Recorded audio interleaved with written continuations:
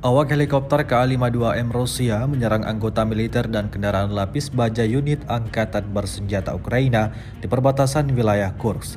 Rekamannya diunggah di akun Telegram @MOD-Rasia pada Selasa 8 Oktober 2024. Dalam rekaman tersebut menunjukkan momen pertempuran sengit di mana militer Rusia meluncurkan rentetan serangan mematikannya dari udara. Menurut laporan pengontrol pesawat, personel musuh dan kendaraan lapis baja hancur setelah serangan rudal tersebut.